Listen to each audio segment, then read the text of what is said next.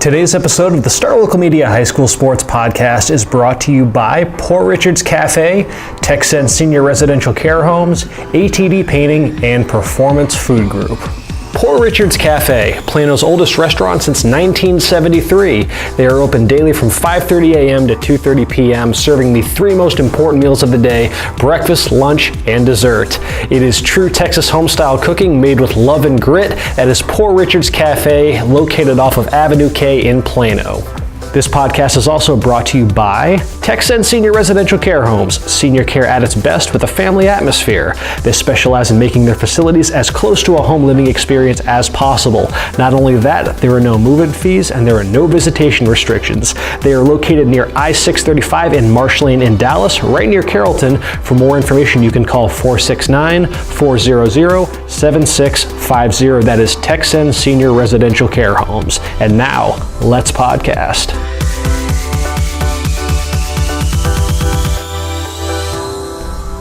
Welcome to another episode of the Star Local Media High School Sports Podcast. My name is Matt Welch. I'm the sports editor at Star Local Media, and I am being joined by Taylor Ragland and Devin Hassan. And gentlemen, it is playoff time for high school football, and let's talk about it. First off, big shout out earlier today from Port Richards and Sonia's Pies and Treats for swinging by the Star Local Media offices to drop off some salted caramel pie, as well as some pancakes, some bacon. Oh man, everything works. Everything of breakfast and dessert goodies to get us started off on the work week on the right foot. Yep, we are suckers for all things pie around here. I've already broken into mine. I'm like halfway through my piece. I cheated, but man, it's good stuff. That's a solid pie.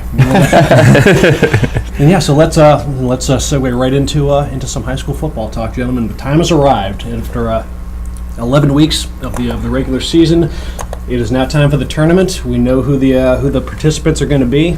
Plenty from our markets, and we're going to devote this edition of the podcast to breaking down the playoff picture within the Star Local Media markets. And with Taylor, with Devin, obviously, it makes some sense to focus on Class 6A start, at the very least in Region 2, because we got plenty of horses in that race, including a rematch. Yeah. From non-district, a rematch that was all the way back in September when Metroplex was just being ravaged by rainfall. And sure enough, this game was one of the culprits. I was out at this game. Plano East and Sachse, as what we're talking about. A game that was, I think Friday in the first round rematch. It's fair to say there's probably a bit of a different backdrop to this game than it was all the way back in September. But let's talk a little bit about this matchup. Definitely one of the more higher profile first round matchups in our coverage area. Devin, a Sachse team that has a very different look to it from back in September. This is a very different Sachse team, and a Sachse team that is flying high after last week in their much anticipated showdown with Rowlett, the big rivalry game that we thought was going to come down to the wire. We all picked, we were talking about this game last week. It's going to be a one-score game, and then Sachse just goes out there and demolishes Rowlett unexpectedly, 48-0, a game that was every bit as dominant as the score indicates. And again, you mentioned a different look. This is a Sachse team that had struggled trying to find a quarterback early in the season. They went through three different players. They finally decided to move their star wide receiver, Derek Rose, back to quarterback, where he kind of dipped his toe in the waters as a freshman and got some experience there. But he's really stepped in. He has the ability to throw the ball, but is with his legs as well. And it's just adding him to that backfield along with Miles Nash, along with Torrey Washington, along with KJ Williams. This is a group that ran for over 400 yards last week against Rowlett, and that's really kind of been their identity. That's what Coach Fred Behrens has said. We didn't have an identity early on. They decided to go with the run game, and it's really paid dividends for them down the stretch. So that's going to be the biggest difference that Plano East is going to see, is having that dynamic player like Derek Rose back there. Because Sachse, if you look back at that game, they averaged over 5 yards a carry against Plano East the first round. But they were 4-17 passing between two quarterbacks. They could not do anything through the air. They had 7 penalties. They turned the ball over 3 times. This Sachse offense under Derek Rose has not made those big mistakes. Penalties are still an issue sometimes, but as far as turning the ball over, that's not been a problem. So, yeah, you got a Sachse team that's kind of hit its stride late in the season, and it's going to be, both coaches will tell you, though, both teams are very different right now, and the same can be said for Plano East. Yep. Kind of sticking with it, Taylor. Yeah, this Plano East team, it was, they started off the year 5-0. And, it was their first 5-0 in a good long while, playing some of the best football in recent program history. And then they encounter the stumbling block against Allen. And then it's been, they're still able to close the season with 8 wins. And yeah. It's still I forget when the last time they won 8. It was a dozen years ago. Something like that. More than a decade. So, Plano East, best season still by a country mile in over a decade. But nevertheless, just kind of what is your read on Plano East right now after, some very competitive back and forth style games down the stretch? Well, the reason I think for a lot of that is they've been a little bit banged up on defense. That defense was so good when they were getting off to that 5-0 start, including the game against Sachse. Most of their games, if not all, they were buoyed by really, really good defensive performances, and then having Brandon Mallory doesn't hurt. But since that loss to Plano, it's kind of been the Brandon Mallory in the offense show, and it's been, can we outscore people a little bit? Some of that defensive identity, like I said, has been a little lost in transition with some injuries. It makes it difficult when you're rotating guys in and out at linebacker a lot. I know Jalen Brown in the middle was down for a while with some turf toe and some stuff like that. So it's been in flux, I guess, to say the least, for the Plano East defense. But at the same time, when you're relying on the Brandon Mallory show, that's not a bad place to be either, because he's been consistently throughout the year, one of the area's leading passers, continues to be fantastic, takes care of the football the majority of the time, goes for, 300 plus yards pretty much every game, and just has so many weapons outside that, sometimes even if Plano East gives up 30 points, 35 points, that's, it's not even enough to beat Jalen Anderson and Josh Allison and Braylon Henderson and Joseph Carter, and just the bevy of threats that they have outside, which, has been on display as of late. They needed it against Jesuit in a really weird final week matchup. It goes one of two ways usually in those kind of games. Either the team that's already eliminated kind of lays down, or they, want to jump up and play spoiler. And it seemed like Jesuit was definitely the former. But it's, we'll see. This matchup certainly has a different flavor than the first time these two teams played, and I honestly think it'll come down to which team puts up a better defensive effort, because both teams have proven, especially late in the year, that they can obviously score some points. So that first game was, because I was at that game, and it was weird. It was just you weren't really sure what to make of it, because there was rainfall, so there was a delay, and then they come out and Sachse scores on its first play from scrimmage on just a long touchdown pass to, I believe it was Trent Dean. You caught that one, but nevertheless, Sachse just immediately it was the first time Plano East had trailed all season. And then they're just kind of going back and forth. Neither team can really muster a whole lot on offense. Plano East gets a long touchdown to, I believe, Josh Allison late in the first half, and it's a 7-7 game, and then it carried that way midway through the third quarter, and then just things snowballed on Sachse. There was turnovers, they had a quarterback get injured and whatnot, and everything that kind of could have gone wrong in a little 3 to 5 minute sequence essentially did, and ultimately a game that I'm not really sure how much to really take away from in trying to preview this matchup, because it feels like these two teams are in very different places than they were back in September. Yeah, they definitely are. So. One team that's kind of in the place that everyone kind of anticipated they would be in heading into the postseason is Allen. And let's talk a little bit about Allen, because it's go time for the Eagles. The Class 6A Division I state title defense is underway. They enter the playoffs coming off a 6th consecutive 10-0 regular season, and they did what Allen does year in, year out, with the exception of the rain-shortened game against Coppell, which was 21-0 Allen at halftime. They won every game this season by at least 29 points.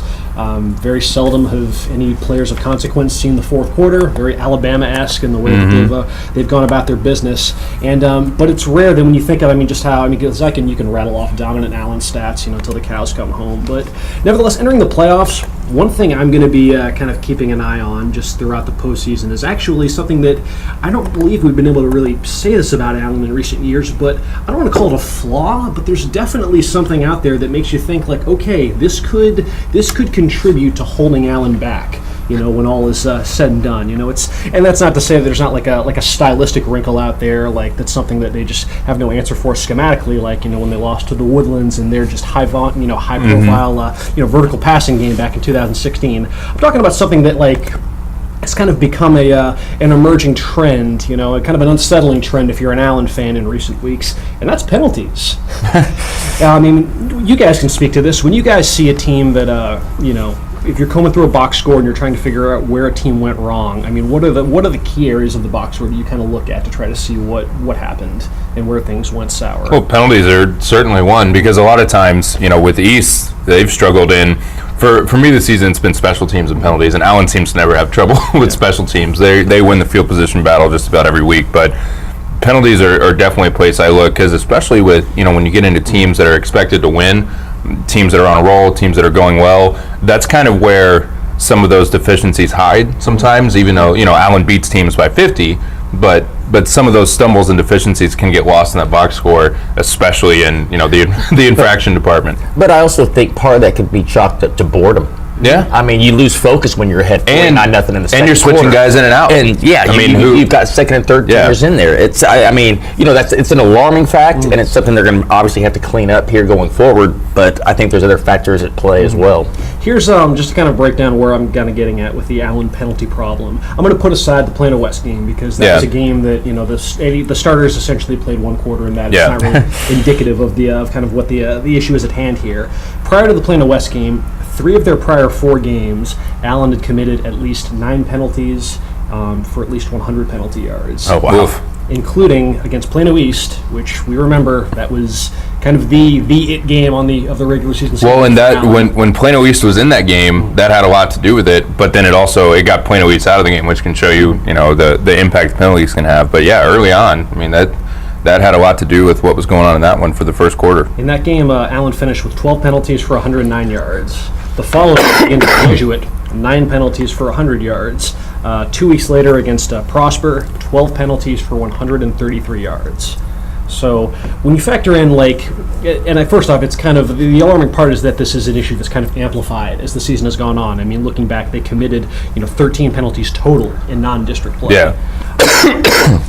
And you look at the kind of the significance, I guess, where the kind of the parallels between the correlation between those penalties and just kind of the stakes of the game. Obviously, that Plano East game was one where emotions were riding high on both sides of the ball. That was a very highly anticipated game, undefeated versus undefeated, and definitely an emotional one for both sides. The Prosper game was for the district championship. Mm-hmm. So you could say that at least from an emotional significance, Allen's 2 most high-profile games this season have been the ones that have resulted in the most penalties for them. Yep. And don't know how to break this to you, Allen, but the emotional what's high profile? Yeah, the emotional stakes are only going to amplify in the coming weeks. So on the one hand, you did mention kind of it's something that can get lost in the box score, because there's definitely an accountability that goes on at Allen regarding the penalties. They don't just turn a blind eye to it. Yeah. I believe after the Prosper game, when Coach Gamble was addressing the team, I believe the exact verbiage was, if you committed a personal foul tonight, you know who to see on Saturday. So there's an accountability there. And Gamble's also reiterated they have to just get across that when you commit a penalty like that, it hurts the team. Mm-hmm. Basic, but yes, that's ultimately the case when any penalty is committed.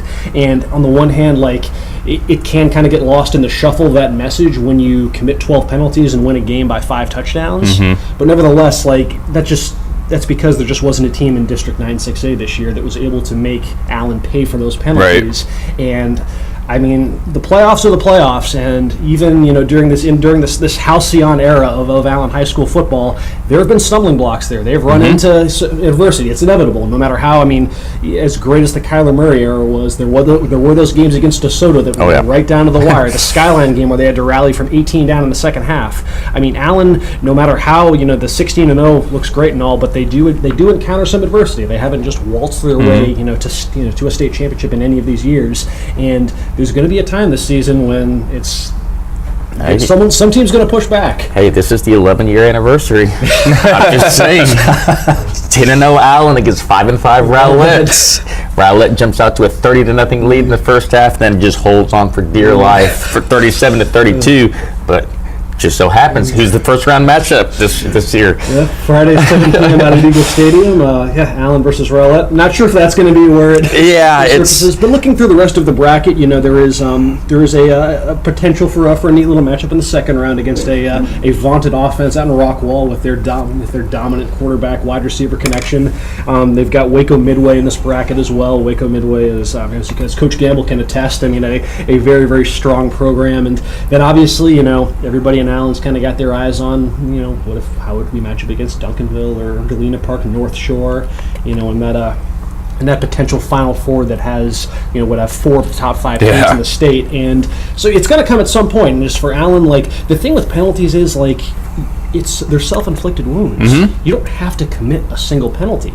It'll just be this is going to just be something that I'm monitoring throughout the postseason. Well, it's very rare that you enter the postseason with Allen. They're like, okay, I could really see this holding them back and against a team that can make you pay for it. Yeah, well, there are teams out there that are capable. It's especially frustrating too. I know when and Joey McCullough at East has dealt with this some this year when it's the personal fouls and the after the whistle stuff and the things that are especially controllable because holds are going to happen, false starts are going to happen, pass interference is going to happen. All of that stuff is part of the flow of the game. People make mistakes. Those are football penalties. It's the after the whistle stuff that is completely unnecessary that I know drives guys like Gamble crazy. So, and those 15 yards against some of the, you play North Shore, somebody like that, that's a big chunk of the field that you're giving a juggernaut. So that's where I think the frustration really sets in is when it's that after the whistle stuff that literally does not ever have to happen. And it shapes up pretty favorably, I think, to this region. If you just kind of chart, you got the Woodlands on their side of the bracket, but this is not the same Woodlands team. It doesn't appear to be. This is a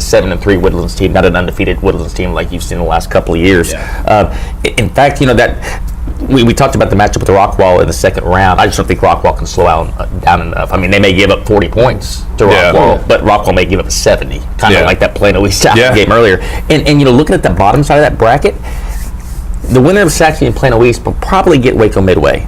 Don't want to take anything away from Coach Planer or Mesquite because they went toe-to-toe with Longview for a half last week before it kind of got away from them. But, outside of that game against Waco Midway, you have a bunch of 7-4, Round Rock and Spring, or a bunch of 7-3, 6-4 teams. So I think that winner of the Sachse Plano East game has a chance to make a run of their own.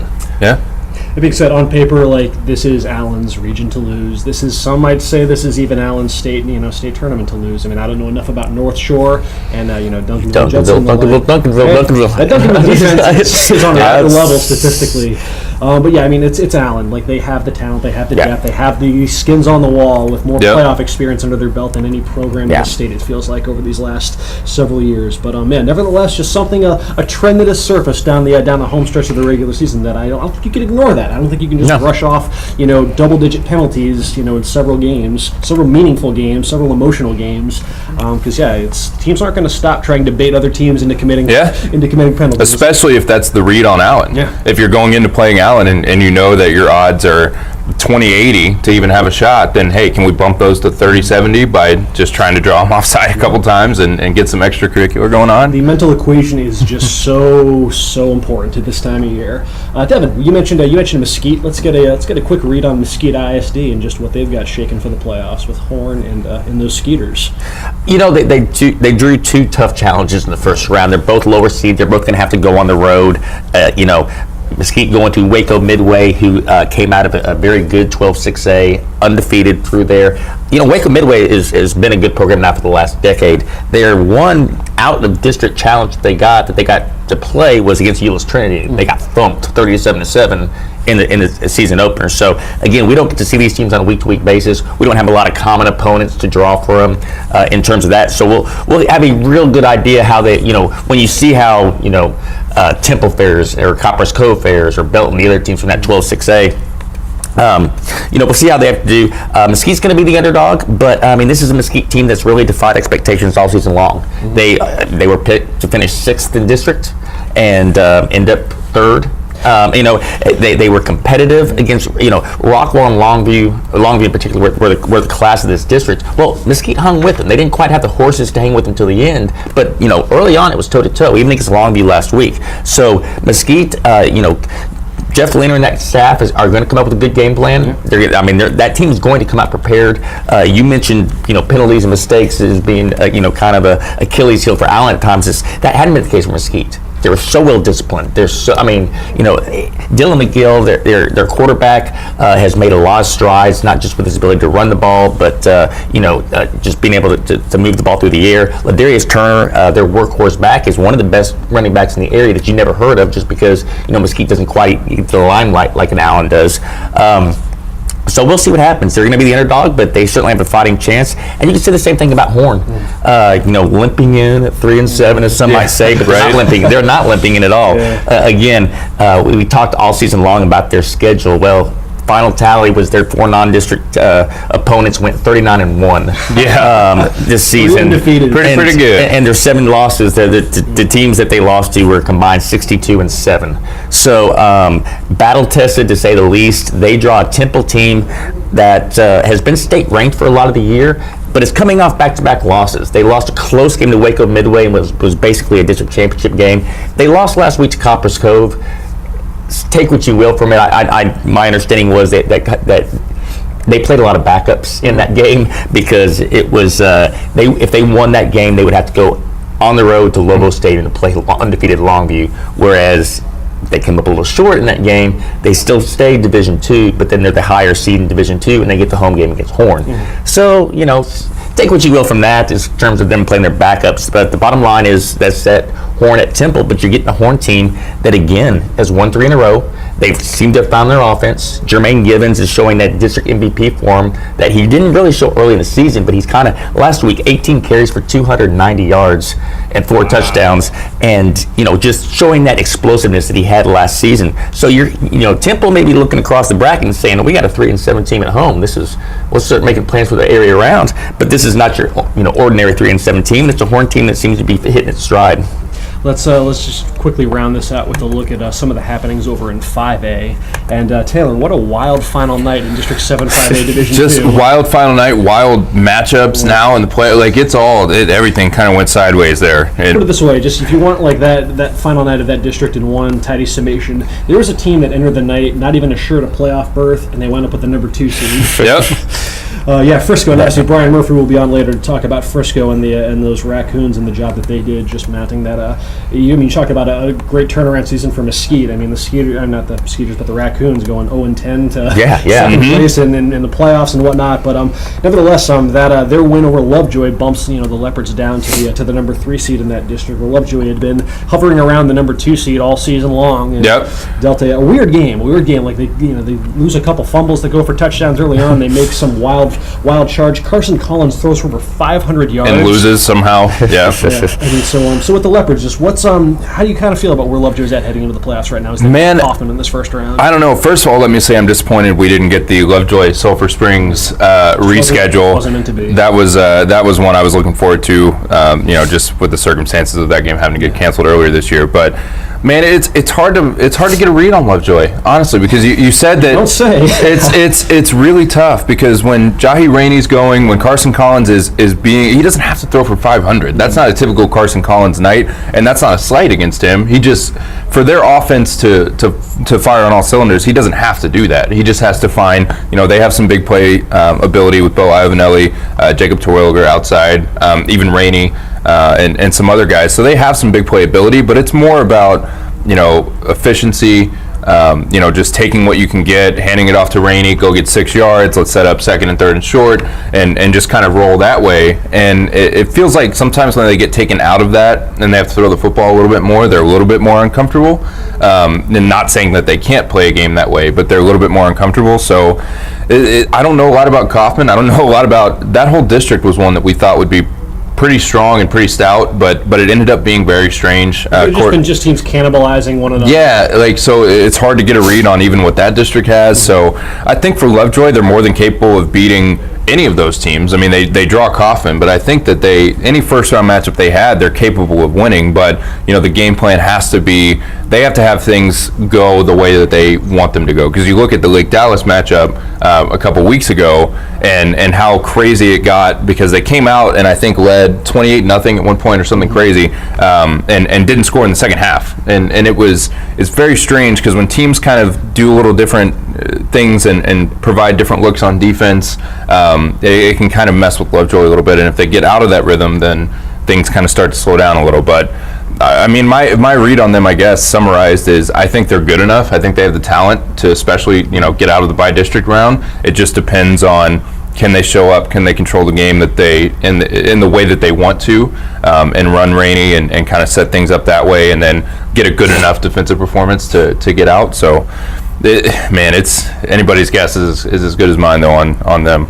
By virtue of Frisco's win over Lovejoy, that actually was even though Lake Dallas ended the night assured a playoff spot, just kick their feet up and just watch the rest of the chaos unfold in the district. Yep. Frisco's win over Lovejoy did dump Lake Dallas into that number 4 seed, so they will draw the 8-5A Division II champion Corsicana on the road too. They'll have to travel all the way out to Corsicana for that matchup. And as far as kind of gauging what to make of the Falcons and where they're at this juncture of the season, it's we know what the offense can do. You know that. I mean, the lifeblood of that offense is the Ryan Depperschmidt just do it all versatility at the quarterback position, and then Brandon Engel his oh my gosh, you got to see that connection. It's unbelievable the difference it makes, because they didn't have Engel for Braswell in a 21-16 win that they kind of, and that was talking to Michael Young after that game, Lake Dallas head coach, he was saying that's one that he was actually very excited to see his program eke out, because that's a game that's a playoff type football game. Things aren't going right. You're not always going to score 35. You got to be able to scratch out a win too. So he was happy with that one. But then you get Lebanon Trail, you get Engel back, and he has 4 catches for 160 yards and 2 touchdowns in the first half. So it's unbelievable the wrinkle that he provides. Like Young said, he makes people cover Lake Dallas completely differently. And when you're focusing on him, then Kylie Smith gets freed up, out of the slot, and for his little routes and his quickness, you get the ball to him in space, and Depperschmidt gets freed up because you have to keep a little bit more honesty as far as covering Engel and all that kind of stuff. So it provides a different wrinkle, but we'll see. That's a tough trip to make down to Corsicana. That's the travel part of it, the home field advantage part of it. So it's a tough draw off a Wild, like you said, a Wild last week.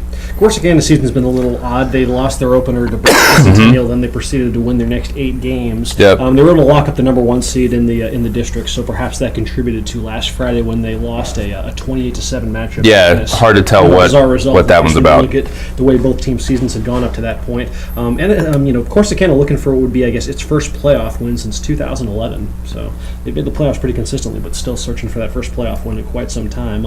I wonder what they can take away from that game against Braswell, because that one, in hindsight, 21-16, probably expected on paper at least that'd be a little bit more lopsided. But I think that is big just for the confidence that it would breed for the defense. Oh, absolutely. That's been absolutely. A very prominent storyline with Lake Dallas this season, is just the kind of the heads and tails play of the defense. Well, even in the Lebanon Trail game, they had some turnovers. I think 3, if I remember correctly. But that's big for them, regardless of who they're playing. Lebanon Trail is not a team that's supposed to sneak up and beat Lake Dallas. That 41 or 45-10 result is about exactly how you would peg that one the whole time. But this defense is one that I think thrives off building on things. So even in a game like that, and this is something that Young talked about, even in a game like that, it's good to, 1, play clean, but 2, get some turnovers and get some feel-goods going about, regardless of who it is, it still feels nice to have some takeaways, which is something they've struggled a bit with this season. But yeah, I think the last really 3 games, the Lovejoy loss was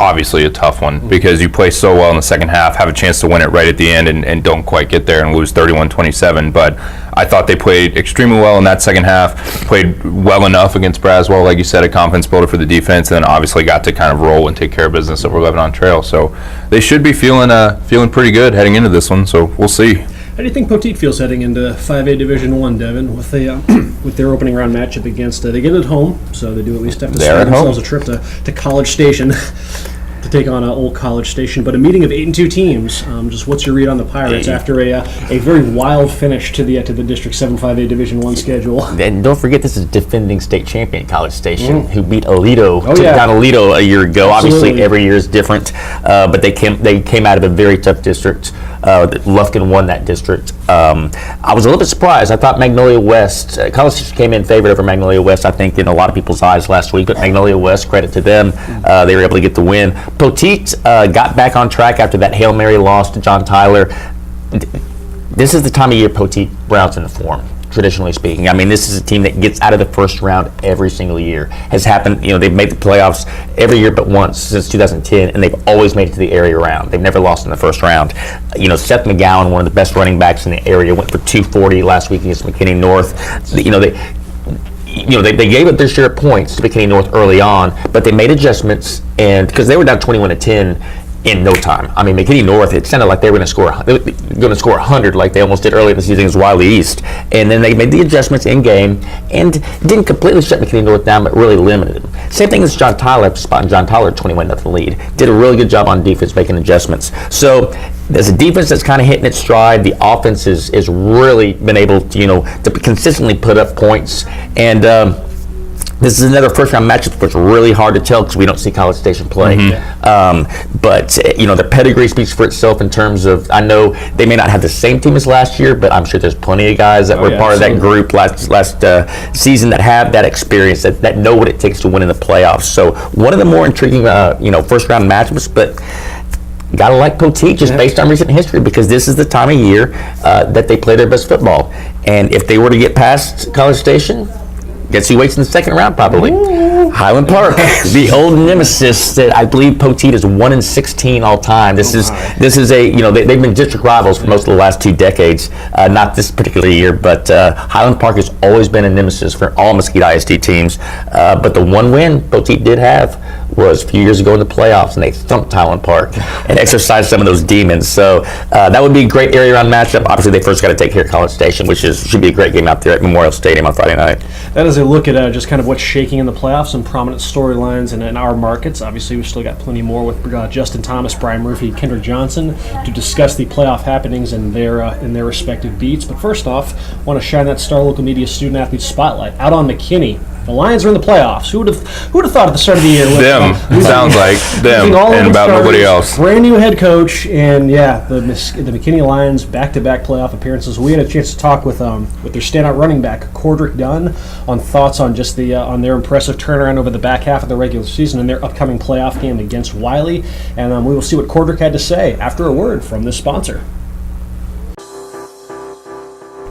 Let's take a quick break to talk about ATD Painting. Whether it's painting, staining, carpentry, residential, commercial, interior, exterior, ATD Painting has you covered. They have 4 locations in the Metroplex, including Plano and Lewisville. You can call 972-694-8888 for more information, or you can visit their website at atdpainting.com. That is ATD Painting. Check it out to see just how affordable professional painting can be. And now, let's get back to the podcast. Ken Johnson with Cordrick Dunn, start running back for the McKinney Lions. Cordrick, give some insight to being on a team last year versus being on a team this year. It's like a different vibe. Y'all went to the playoffs last year. Give some insight to how that vibe is different this year. The vibe is different. Like, we got more swagger, more family, we like more together, and everybody you just got to believe. We came in believing like we can win. So that's the difference between last year and this year. How'd y'all keep that belief when y'all started 0-5? I remember talking to you. You said, man, write it down. We're going to find some way to get in that playoffs. Everybody laughing at us now. They won't be laughing at us at the end. How does it feel to prove people wrong? And where did that belief come from? Every day we just came to work. We came to work.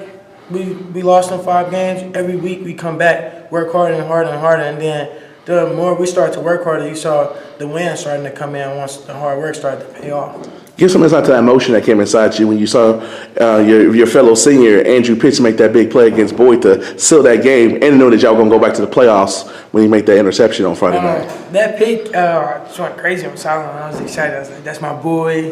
Saying he just caught that pick, put us in a great situation. I was excited for him, and I was excited that we made it back to the playoffs once again. And being on that team last year that went and played against Southlake that came up short, how big a deal is it not just to get the playoffs, but to make a run? And how much have you told these guys back about, it was good to get there, but we went one and done? Have you been telling them about that since they don't know about that? Everybody know about that, and like we have a chip on our shoulder because everybody expecting us to not go in with swag, but we gonna bring that swag, and I was just like, it's different. I feel like we can make some noise in this playoff run. Talk about the impact Coach Shavers and his staff has made, because it seemed like from just lifting weights, I'm out there watching y'all lifting weights, man. I feel like I'm getting to work here, man. That stuff is intense. Yeah, it's pretty intense. We work hard every day lifting weights. We come there ready to kill the weight room, go like we practice like it's a game. So we do everything at a high level. So it's a high level mentality. It's the type of mentality we have. How big a deal was it to beat Boyd to end that streak and to get the playoffs? Like, all wrapped into one. You couldn't even script it that any way if you started beginning of the year. But you had to beat them to get into the playoffs, and y'all did. Well, I can't even, I was out of words when we beat them. I was like, wow, this is the best feeling of my life. It was amazing. It was just like a dream that came true. Yeah. Does it feel good the fact that y'all set the precedent now? The standard's going to be not to play with Boyd, but to beat Boyd going forward. Now that y'all started this streak. Yeah, we started this streak and we plan on continuing this streak. We plan on continuing this streak for a long time. So every year we will beat them this year. Give some insight to what does Wiley present? I know y'all been watching tape and stuff. What's some challenges they present, and what are you going to have to do to be successful on Friday to get that by-district win? The only thing I'm going to have to say is we're just going to have to just play hard-nosed football, and that's the way that you're going to have to win this game. Going into that game is hard-nosed football because they had a great group of guys out there, so we just got to play great football. I know you were only a sophomore, but you were on that team that when y'all played in that stadium, y'all came up to the last second when they stopped Gaddick on the foot line. Have you told them about that and just the difficulties of playing in that stadium? Because it's a weird vibe, because I remember that game, y'all started off really slow and their fans are really intense. Have you gave them kind of an inside, a heads up of what to expect because they're going to be going into hostile territory? Yeah, I remember going into sophomore year that game. We lost because we just needed a yard to get in, and I take that game as a game that's something to prove. I want to be that guy, and with my teammates, my O-line, we be the guys that go in there this year and change the culture there. We beat them at their field and let them know we're a different McKinney and make some noise.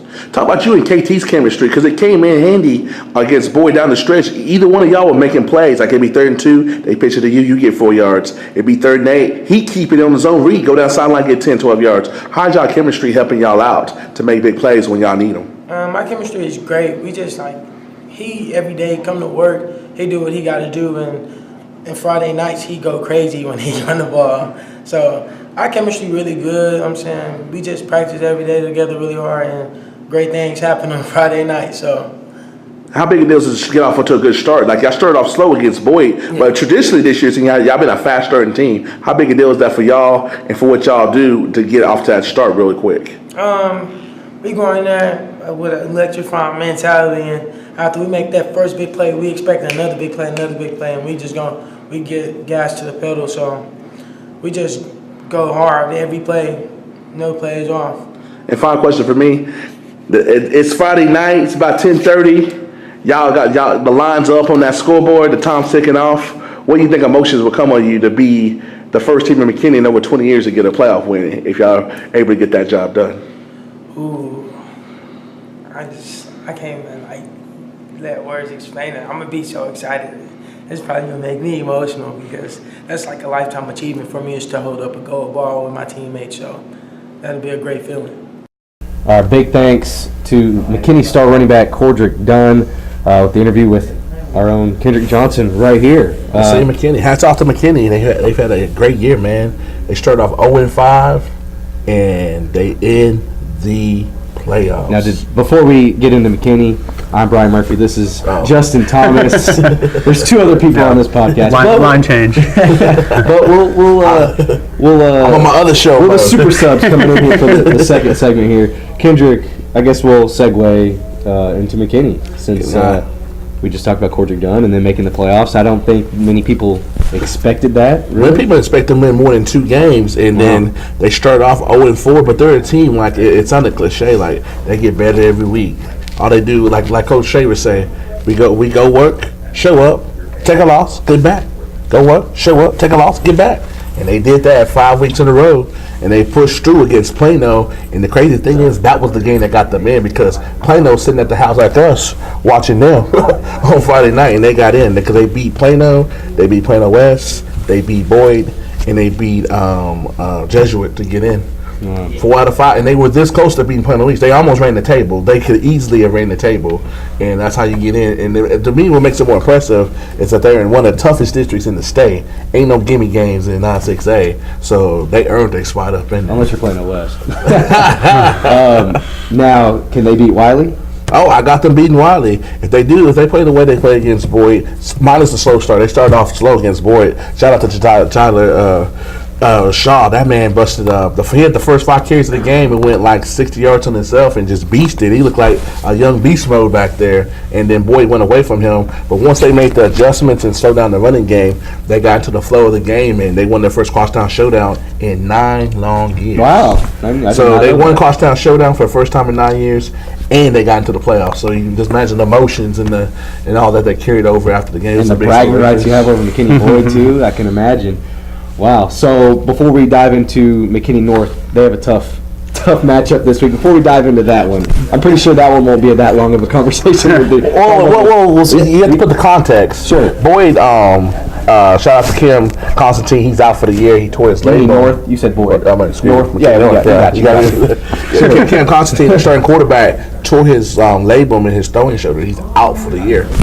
And so, who's filling in for him? Dylan Markowitz, who they've been rotating. He's done a good job. He played a great game. He's more of a pocket passer against Poteet. He went 12 for 23, 134, 1 tub, and he's not a runner. He ran the zone read. They called a perfect play call on a 3rd and short, and he went off the left side and scored 25 yards to try to get him within 4. But he made a fatal mistake and threw a pick 6, which happens. The guy made a heck of a play. Like it was like plays these NFL guys don't make on Sundays. They dropped the ball.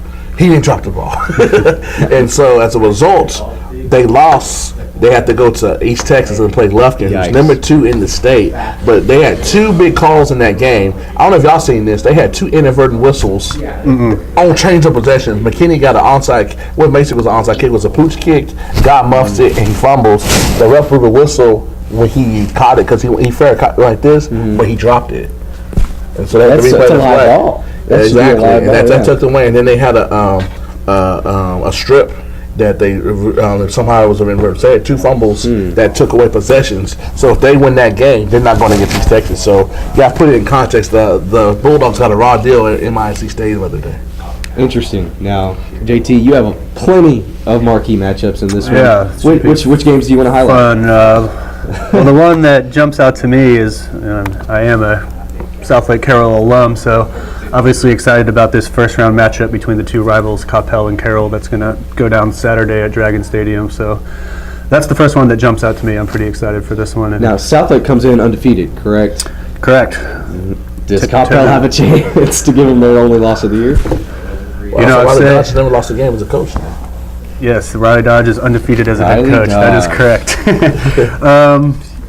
I think we've talked about on this podcast a lot when we talk about Coppell, how I kind of think they're a real kind of play to the opponent team. Like, teams that I think they should maybe wall up, they end up having a little tighter games, and teams that I think are going to give them trouble, they usually hang right in there. So I'm not going to predict a Cowboys victory here, but I think this is going to be a pretty competitive game. I like what Coppell has in the trenches, and I think that should be able to hold them in the game. And if they can limit turnovers, which has been an issue of late, if they can limit those, I think they can hang in there.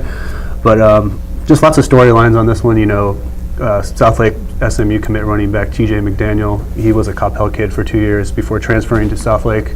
His 2 brothers both went to Coppell and both played college football. Gavin and Cam McDaniel went to Notre Dame in Washington. So plenty of familiarity there with TJ McDaniel on the Southlake side. So it should be a fun one. I've heard a lot about TJ McDaniel when I met with Brandon Crossley, the Little Elm star player, plays every position. He's committed to SMU. Oh, okay. He brought up how him and TJ McDaniel had been talking. They did visits and stuff?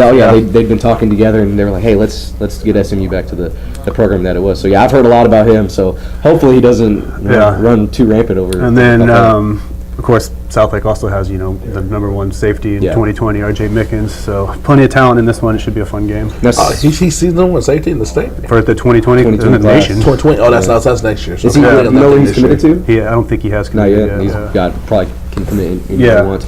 So, speaking of top players in the state and the nation, Hebron will have one of their players in a rematch who didn't play when those teams played earlier this year. Second week, Fossil Ridge and Hebron played. It was 37-17. Fossil Ridge won that one. But Trajan Bridges, the Oklahoma commit and dazzling player, he was out with a concussion. So obviously he is what makes the Hebron offense tick pretty much. So, I really can't even put too much stock in that first meeting. You can look at the defense giving up 37, but, that was so long ago. Yeah. what was it, the second game of the year? Or that was the second game, I believe. Second or third, one of those two. But yeah, so many things have changed since then. Like look at like Plano. I think it was the third game. Yeah, actually. look at teams like Plano East. We thought they were going to finish as high as second in that district, and then we saw what happened. So whatever happened, that early in the year is out the window when it comes playoff time. Yeah. So. I guess the other one I wanted to touch on is just Lewisville and Flower Mound being back in the playoffs. First time since '07 for Lewisville. Wow, first time so they broke 11-year drought. Yeah, first time since 2010. Hey, shout out to them. I saw them in non-district, and they were good, but I know they're going to get in the playoffs, so they're the real deal. So Lewisville gets in. They're actually the number 1 seed in the big division out of 6-6A, even though Flower Mound won the division. They're headed to Division 2. So Lewisville, the second seed, is the top seed in Division 1. And this Lewisville team is 8-2. They're an overtime loss to Grand Prairie in a 27-7 lead with 3 minutes left in the third quarter away from having an undefeated season.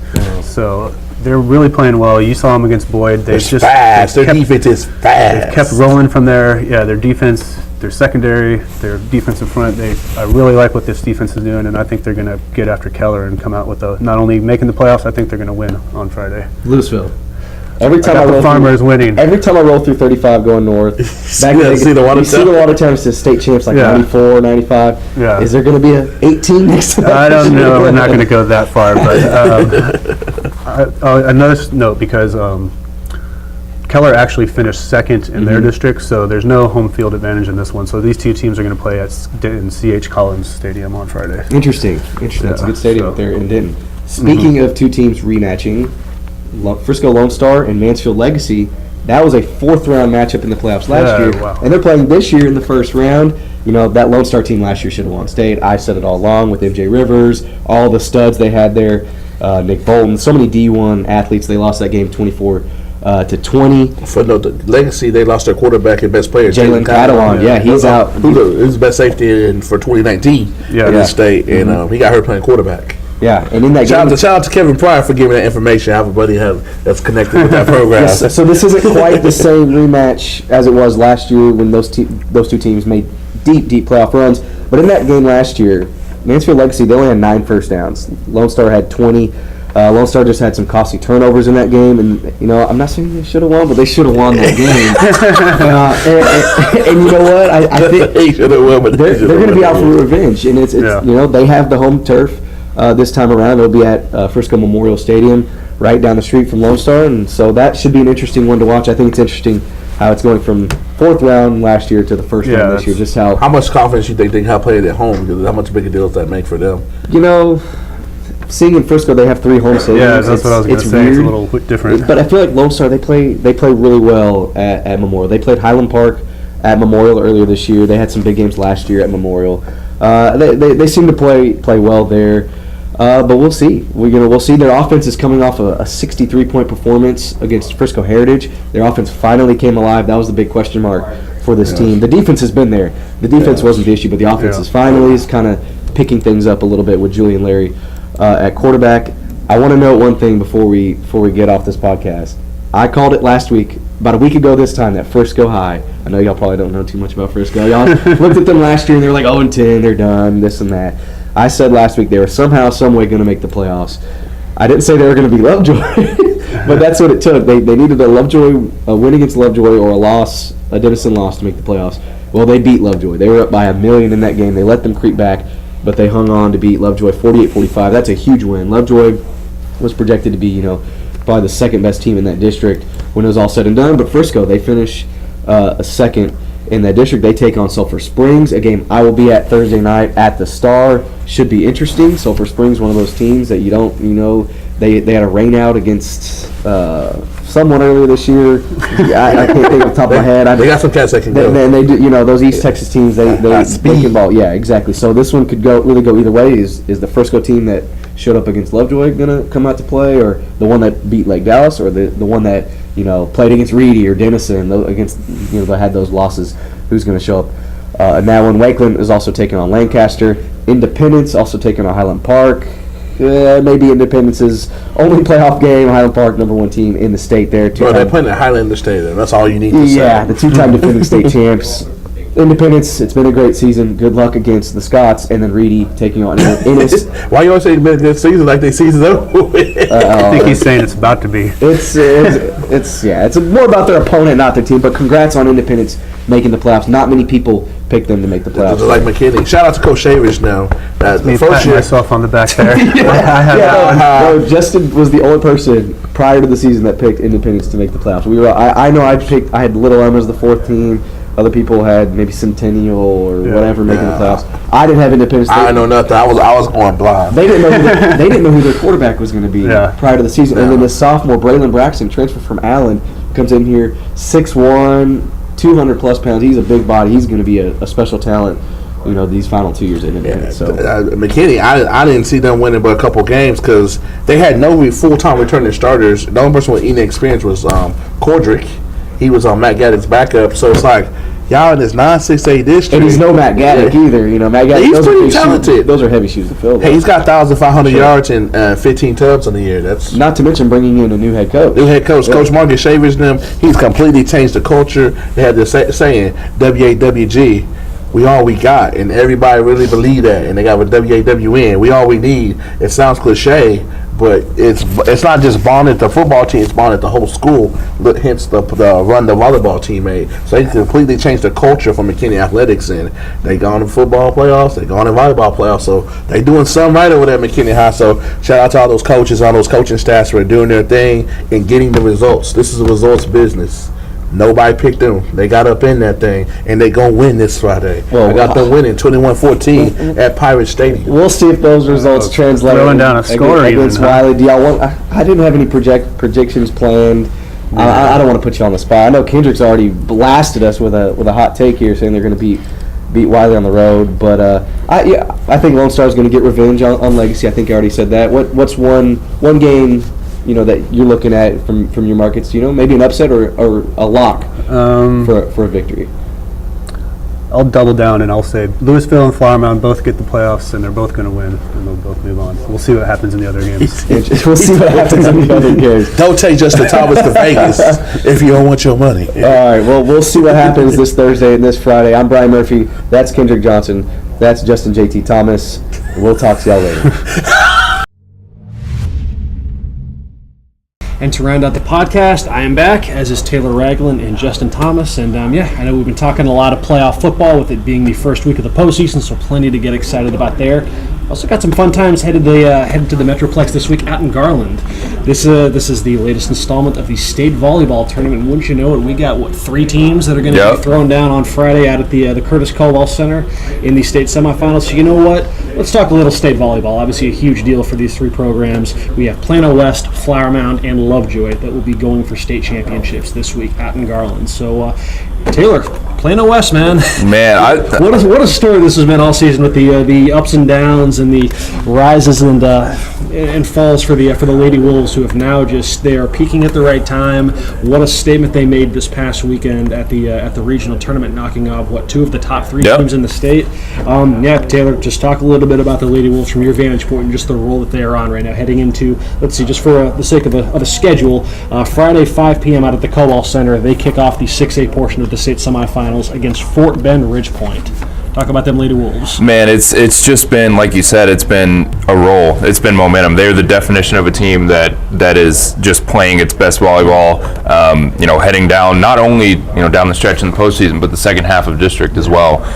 We were talking before the podcast, there was, the first loss to Prosper in district, the 3-1 loss in the first round of district play kind of set off the slump that Plano West went on.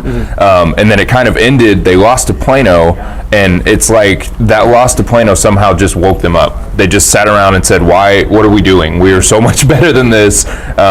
We should be playing more like we did at the beginning of the year, because at the beginning of the year they looked like a state champion volleyball team. They looked like a true contender, and we all were, buying in. We were all on the Plano West bandwagon, drinking the Kool-Aid, and then that first round slump came, and it kind of, raised some questions of, the youth, possibly the immaturity. But in that second round, highlighted by, it was a loss to Prosper, but it was a 3-2 loss and like a 16-14 fifth set against Prosper. And that was kind of, for me, I was at that game and I saw it. That was kind of, for me, the real test for Plano West and the real indication that they were back to playing the volleyball that they're capable of. And obviously in the postseason, it's been just one impressive win after another.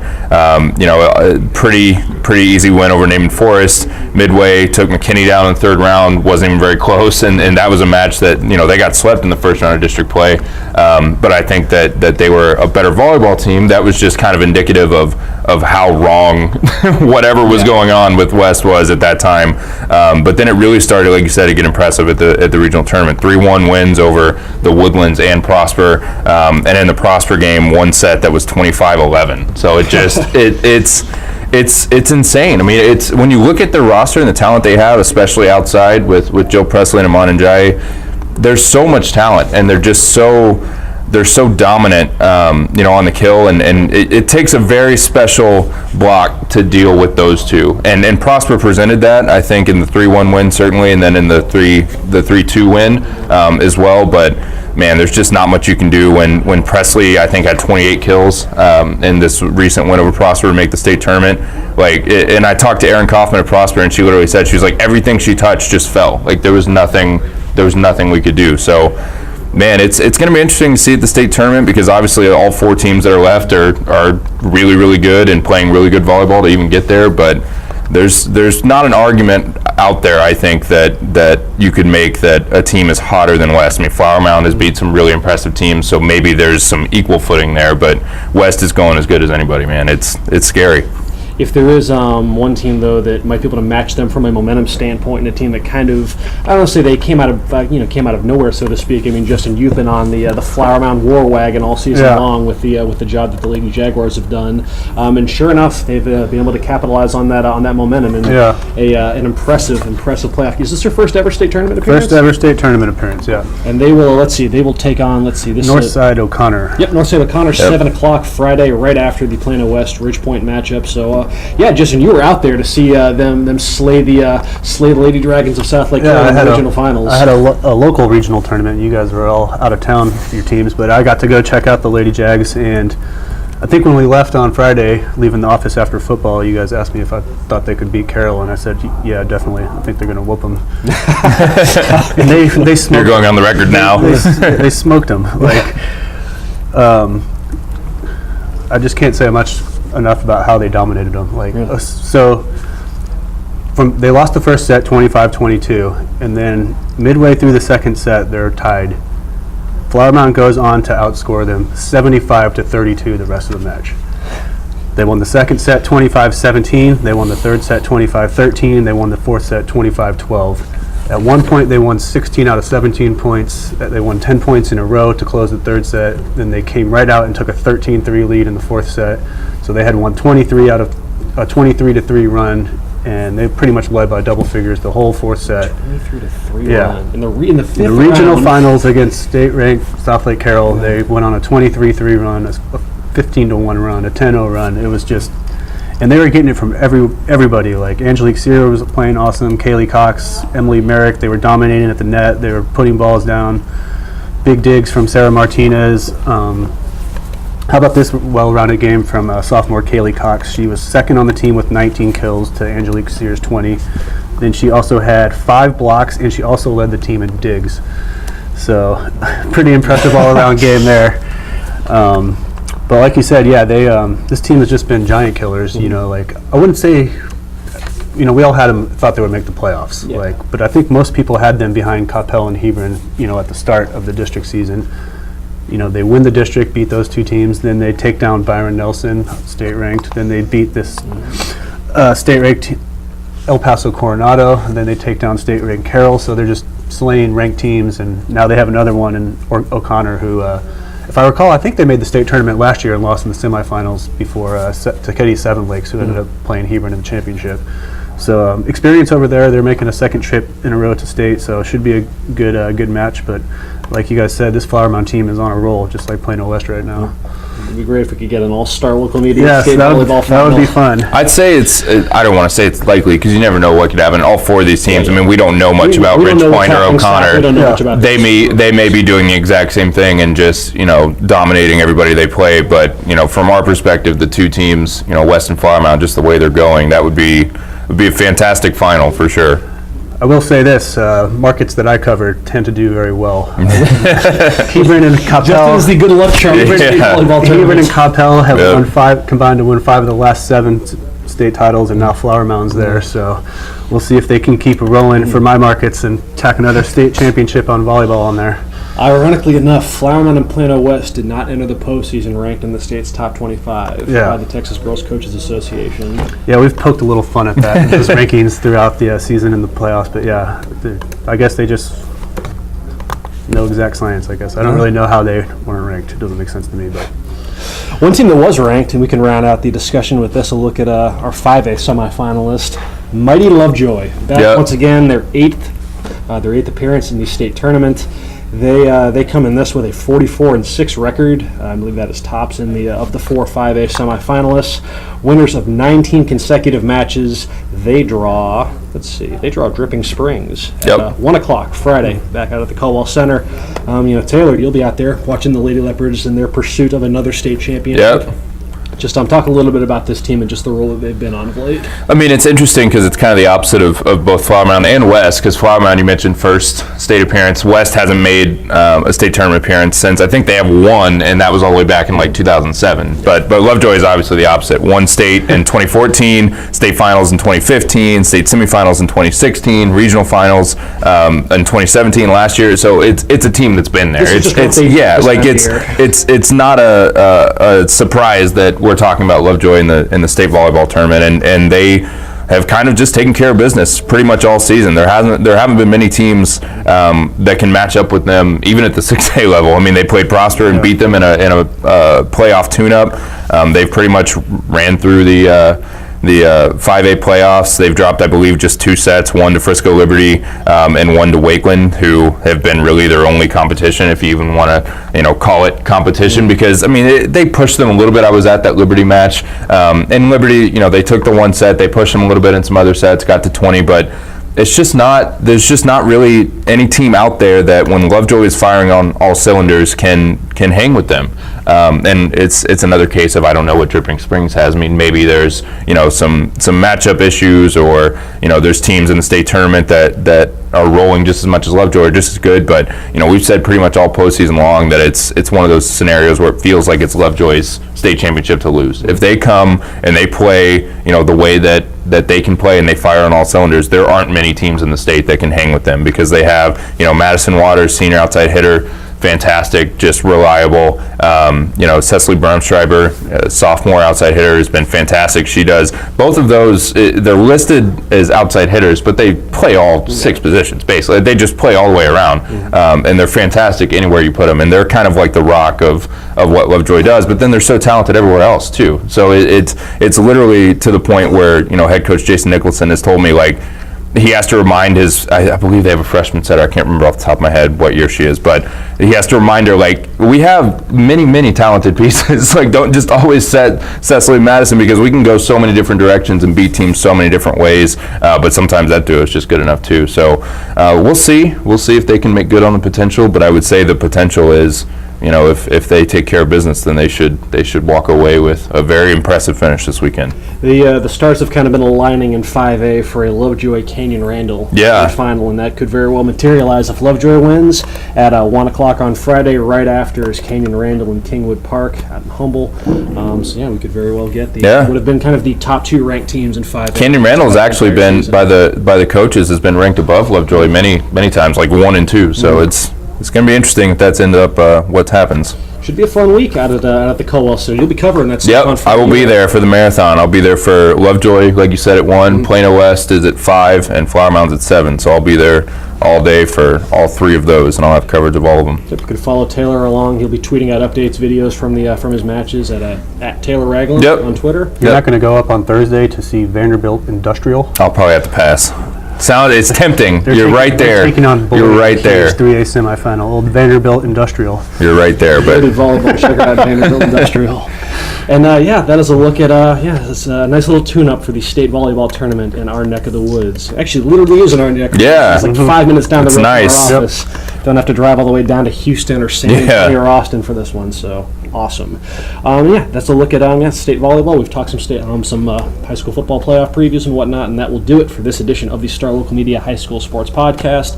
Taylor, Justin, appreciate y'all for tagging along. Ditto for Kendrick, Brian, and Devin. Folks, you enjoy your week, and we will talk to y'all later. Thanks for checking out this edition of the Star Local Media High School Sports Podcast, brought to you by Performance Food Group. They deliver more than 150,000 food and related products to customers all across the country. Their McKinney office is currently hiring Class A CDL drivers, order selectors, and many other entry and part-time positions. For more information, you can visit their website at pfgc.com/careers, or you can call 214-491-3130. That is Performance Food Group, located in McKinney at 500 Metro Park Drive.